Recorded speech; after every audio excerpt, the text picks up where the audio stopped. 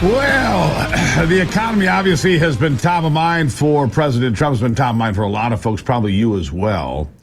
As you look at the price of everything going up over the last 4 years, inflation was out of control. We learned that the job numbers, they got gamed along the way.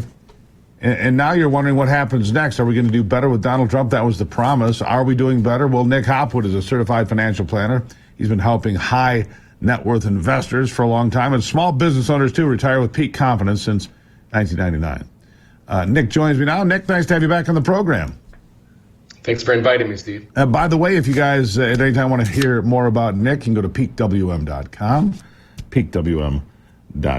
All right, so let's just talk about the Wall Street Journal. The economy depends on the top 10% now more than ever. You hear a lot of things about the rich getting all the tax breaks, and they get demonized every day, Nick. But isn't it the people that are better off in this country that create companies, that create job opportunities, that put a lot of other people to work to make the American dream possible for, well, frankly, millions of us? Isn't that kind of how it works? So we shouldn't demonize everybody is my point. I believe that's correct. And so I don't know if you have the chart pulled up, but it's a great chart from the Wall Street Journal. There it is. So the top 10% of earners, which is defined by $250,000 and up annual income, is now accounting for 50% of all the spending in the U.S. So 30 years ago, that number was only 36%. So the high earners are really propping up the economy more and more. And so when you think about spending last year, the high earners went up 12%, whereas the rest of the U.S., they actually spent less. So they're really propping up the economy based on this chart. It's really clear to say. Yeah, it's remarkable. So, I mean, those are the job creators, right? Because if you spend money, if you stimulate the economy, well, you need more goods and services. More money's in circulation, you need more jobs, you need more people working. I never understood that, demonizing people that were successful in America. I always wondered what they did to make that kind of money, to own that big boat, to own that big house, to own that nice car. I didn't think, hey, maybe I can steal it from them. That was never my idea of America. So success is still okay in America, is what you're telling me. Yeah, and Steve, there's no way you're going to be able to get inside Elizabeth Warren's head and figure out what she's thinking. So yeah, just don't even try. It's a strange place in there. All right, let's talk about portfolio overlap for just a minute. You have two accounts, a his and hers, if you will.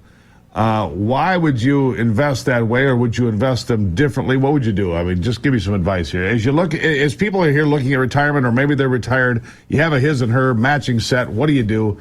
Same thing, something different. What do you think? Yeah, people are really missing out on an opportunity to diversify. We see this all the time where his and her accounts come in from another advisor and they're invested identically, exactly the same. So you could have his IRA, her IRA, with no difference in the investments. It seems silly to me because you're missing out on that opportunity to own different stuff, i.e. diversify. Also, there's different taxation with IRAs and brokerage accounts. So it makes sense to have things that are kicking out a lot of taxable income in your IRA and things that are more tax efficient in your brokerage account. And again, if you have identical investments in each, you're giving up that opportunity to diversify and to be more tax efficient. Let me ask you something. People don't say don't put all your eggs in one basket, and yet people like Warren Buffett do exactly that. They do. He goes into Occidental Petroleum. He puts it all in. Warren Buffett doesn't own mutual funds. All right. So why is it different for you and I than it is for somebody like him who's really successful?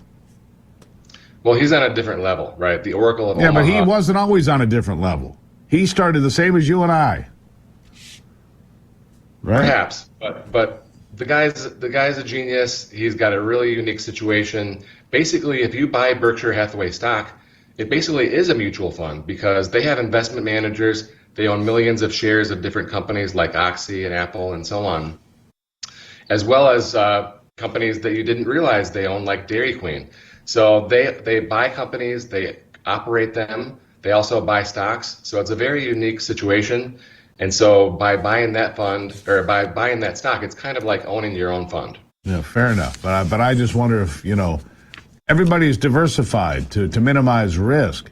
But in order to maximize outcome, sometimes you got to take risks sometimes for payoff. That's all I was saying. All right, how about this? You have until April 15th to fund your Roth or backdoor Roth. What's a backdoor Roth, Nick? Well, a lot of people, that are high earners, right? If you're making 250, you might think, I'm not eligible for a Roth IRA. But the truth is, you can still do a backdoor Roth IRA. You have until April 15th, as you mentioned. You get that $7,000 in or $8,000 if you're over age 50. Get those earnings in this tax-free forever category. And in my opinion, it's the most overlooked aspect of people's financial plan, the Roth. Why is it? What do you mean? Why is it the most overlooked? Why do you say that? Because people are simply not contributing. They don't realize they're eligible. Maybe they have a Roth option at work, which does not have any income rules, which is nice, but they still go pre-tax because, they dangle that carrot of that pre-tax deduction now. And for a lot of people, that's too tempting to pass up. Yeah. So when I counsel people, we need to have money in the pre-tax bucket. We need to have Roth money, and we need to have an after-tax brokerage account. We need to have that three-legged stool. And honestly, the secret for early retirement is by having that after-tax brokerage account. Yeah. Just makes me wonder, I got a question for you about my kids. I have my one daughter who's putting in a couple of $100 a month, scraping everything she can, going to college, but still putting a couple $100 a month into an investment at 19. If somebody had told me to do that back then and really pushed me, I'd have had a different life. How important is it to push kids and grandkids to invest? It's remarkable. I just gave a lecture at the University of Michigan last Friday, and I was talking about this point. So these kids are 21, 22. These are engineers. They're seniors. They're going to be making 80 or 90,000 next year, I guess. That's what the data tells us. Right. And what my point for them was, guys, if you can add $20,000 per year to an investment account, such as your 401 or Roth 401, in 20 years you would have contributed $400,000. But if we earn 8%, it'll be worth $1 million. And then if the money doubles every 8, 9, 10 years, it's going to be $4 or $5 million by the time you're retired. Just $20,000 for 20 years. And that's just that part of it. So so even if you can start early and invest all you can, and you save till it hurts and invest it all, it is a real opportunity. Anyhow, real quickly, 1031 Exchange. I got about 30 seconds here. 1031 Exchange. What is it? Why would I want to know about it? Well, for our property owners, our people who own single-family homes for investment or duplexes or apartment buildings, story is you can sell at top dollar right now and do a 1031 exchange into a global REIT or another larger real estate investment trust where you don't have to do the work. The taxes are deferred. I'm selling a duplex right now, and my CPA says I would owe about $50,000 in gains. So I'm doing a 1031, and I'm avoiding all $50,000 of tax right now. So you don't pay your gain, you get away with it, and you reinvest. That's always been, that's a 1031 exchange. It's a good thing to have out there. PeakWM.com, by the way. If you ever hear anything that Nick's talking about, you say, hey, I'm interested in that. Well, then get a hold of Nick. PeakWM.com/Gruber. You can get a free review of everything as well. Gotta add that /Gruber. That's right. Don't forget Gruber. That's this guy right here. All right, Nick, thank you as always, my friend. Thank you. There you go. That's the real green economy. Coming up, Dr. Kelly Victory. Bird flu. Why do they keep talking about bird flu after all? I'll be right back.